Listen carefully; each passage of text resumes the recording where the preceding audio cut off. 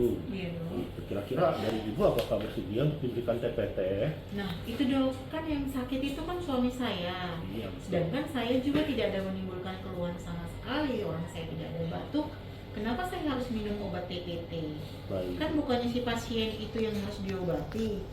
Apalagi dok, yang saya dengar kan banyak keluhan setelah minum obat terapi pencegahan tuberkulosisnya. Yang ada saya sebagai seorang pekerja, yang ada nanti karena saya sudah pernah lihat teman saya dok, dia suaminya juga kena penyakit TBC, terus dikasih obat terapi pencegahan tuberkulosis oleh dari dokternya juga sama petugas timnya juga, malah contohnya lemas, mual, jadinya dia terkendala dengan kerja teman saya itu. Nanti saya nggak mau takut seperti itu.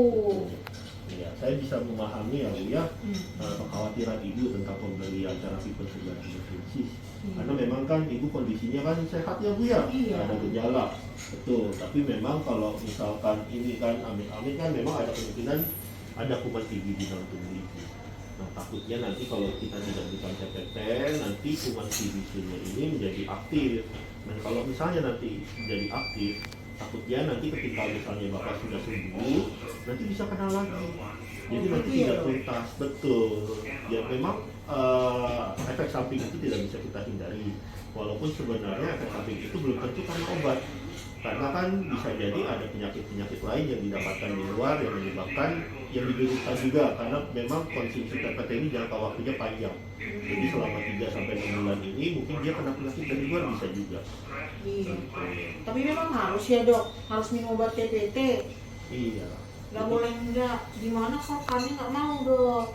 Oh, jadi memang kalau pemberian TPT ini sebenarnya sudah diatur di dalam peraturan dari Presiden Kepres nomor 67 tahun 2021, di mana pemberian TPT ini memang merupakan salah satu cara untuk mencegah menanggulangi tuberkulosis ini. Oh, Gitu. jadi harus wajib ya dok. Betul. Berapa lama saya harus pengobatan? Untuk pengobatannya ada dua sih biasanya Bu. Ada yang 6 bulan, ada yang 3 bulan. Yang 6 bulan nanti diminum tiap hari. Biasanya memang lebih panjang, tapi karena diminum tiap hari, biasanya sih nggak bikin lupa.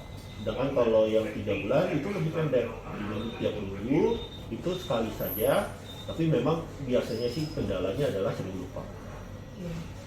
Oh, berarti yang kalau 3 bulan ini saya minum obatnya berapa kali dok? Setiap hari atau bagaimana dok? Nanti setiap minggu selama 3 bulan. Oh, Jadi setiap nanti minggu. ya sekitar 12 kali minum. Oh iya. Iya. Kalau yang tiap hari minum berarti nanti selama 6 bulan. Nah itu bisa sampai berarti 180 kali minum. Gitu. Dok, saya kan kerja. Nanti kalau saya contohnya nggak sempat ngambil obatnya ke sini, boleh diwakilkan juga sama anggota keluarga saya yang lain.